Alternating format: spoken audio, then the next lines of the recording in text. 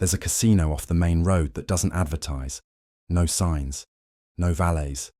Just a door beneath a flickering amber light, and the kind of silence that tells you this place has seen everything. He parks in a lot with no lines painted on the asphalt. Sits for a moment with the engine off. The dashboard clock blinks 11:47, but he stopped trusting time months ago. Inside his jacket, folded once, is everything he has left. Not a fortune, not enough to impress anyone, but enough to matter. Enough to mean something if he's right. Enough to end the conversation if he's wrong. He steps out of the car. The air is cool. Late autumn, maybe. Or early spring. The kind of night that doesn't commit to a season. He doesn't look up at the sky. Hasn't looked up in a while. The walk to the door takes 11 seconds. He's counted it before. Inside, the ceiling hangs low. No windows, no clocks. The carpet is dark.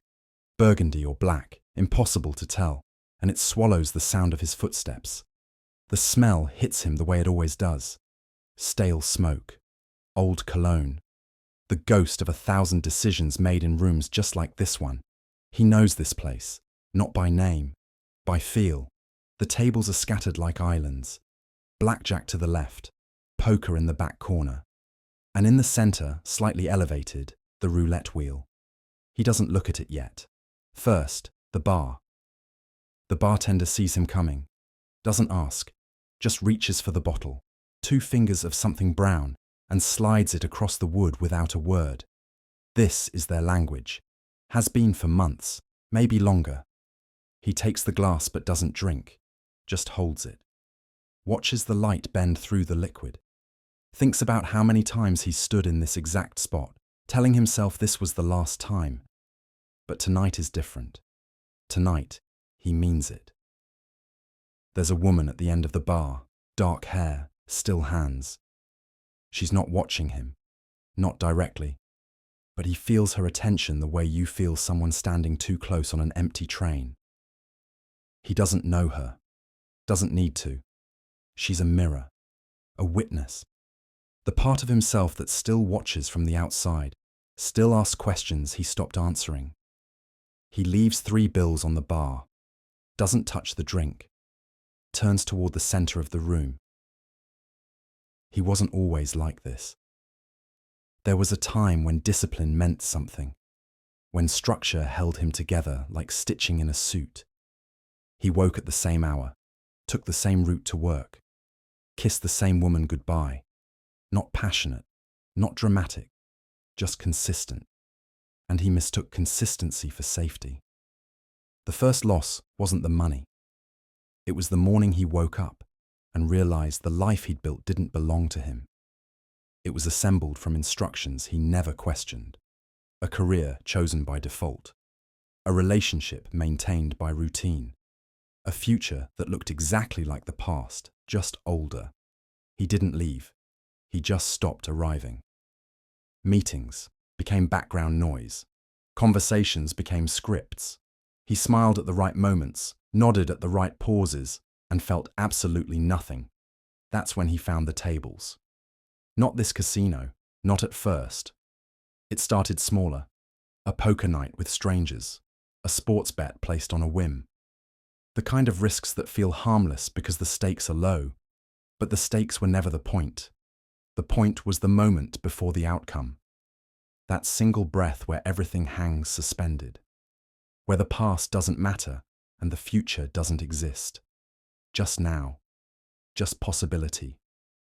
He chased that feeling the way some people chase love. The wins came first. Small ones. Enough to feel chosen. Enough to believe he understood something others didn't. Then the losses. Not all at once. That would have been easier. A single disaster, a clear ending. Instead, it happened slowly. 1,000 small cuts dressed up as bad luck. He told himself he was learning, adjusting, getting closer. The math never supported this. But belief doesn't need math. Belief needs a story. And he was very good at telling himself stories. The woman left first, not with anger, not with tears. Just a suitcase by the door and a note that said, "I can't watch this anymore." He read it once, folded it, put it in a drawer he never opened again.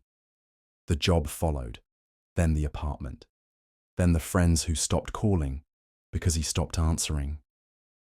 Each loss made the next bet feel more necessary, more urgent, because if he quit now, everything before it would have been wasted.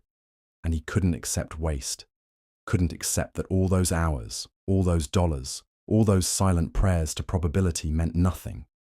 So he kept going, not to win, to prove he wasn't wrong to keep going. The roulette wheel sits in a pool of amber light.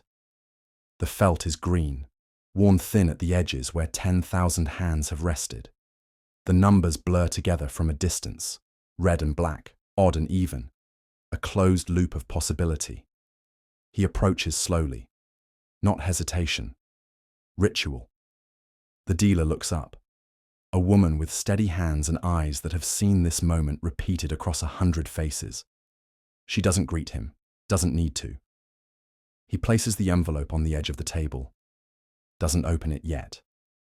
First, he watches the wheel. It's already spinning.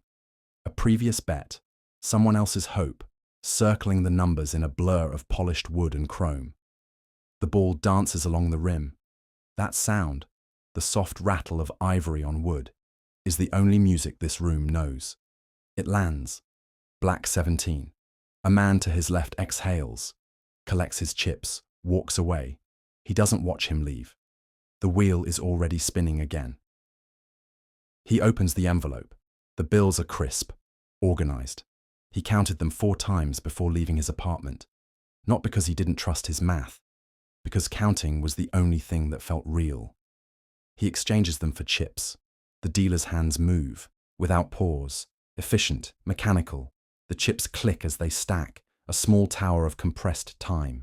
He places them all on the felt, red, not a number, not a split, just red, the simplest bet, the closest to pure chance, 47% and some change.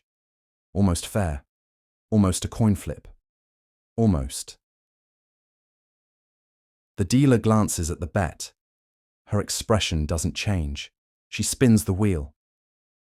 Time moves differently when everything is at stake. Seconds stretch. The space between heartbeats becomes a room you can walk through. He feels his pulse in his fingertips, pressed lightly against the edge of the table. The wheel turns. He doesn't watch the ball. Not yet. Instead, he watches his own reflection in the polished wood, distorted, incomplete, a version of himself he barely recognizes. He thinks about his father, a man who never gambled, never took risks, worked the same job for 37 years and called it a life. Died in the same house he was born in, surrounded by things he'd accumulated but never used, safe, stable, gone. He used to judge him for that, the smallness of it, the surrender disguised as responsibility. Now he's not sure the opposite is any better. Maybe there's no version of this that makes sense. The ball rattles. He closes his eyes. Not to pray, not to hope, just to feel this moment without seeing it. This is what he came for. Not the money, not the win or the loss. Just this, the last few seconds before an answer arrives. The only time in his life when the future is still unwritten. He breathes in, holds it. Behind his eyes, he sees the woman who left. Not her face, he's forgotten the details, but her hands. The way she folded them in her lap when she was nervous. The way she reached for him in her sleep. He sees his desk at the old job, the coffee mug with a chip in the handle. The window that faced a brick wall. He sees the first time he walked into a casino. The noise, the lights, the sense that anything was possible if you were willing to risk enough. He sees every bet he's ever made, stacked on top of each other. A tower built on nothing. The ball lands. He hears it before he opens his eyes. That final click. The silence that follows. He opens his eyes. The dealer's hands are already moving, clearing the table or pushing chips toward him. It doesn't matter which. His focus isn't on the felt, it's on the stillness inside his chest. For months, he imagined this moment as an explosion, a surge of relief or despair, something big enough to match everything he'd put on the table. But it doesn't feel like that. It feels quiet, like stepping off a train you've been riding so long you forgot you were moving. He looks at the wheel. The ball rests in its slot. Red or black. He sees it now, but the color doesn't register as victory or defeat. It registers as fact, a thing that happened, a door that closed. He stands.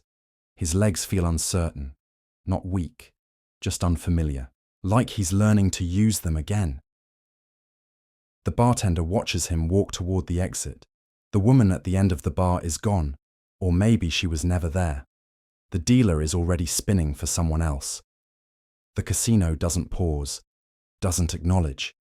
It breathes in and out, the same as it did before he arrived. Outside, the air is colder now. He stands in the parking lot for a long moment, doesn't reach for his keys, doesn't check his phone, just breathes. He doesn't know what comes next. For the first time in years, that doesn't scare him. The last wager wasn't about the money. It was about finding out if he could stand at the edge of everything and still choose to step back. He got his answer. He walks toward the car. The night is quiet. The wheel keeps spinning, but he's no longer at the table.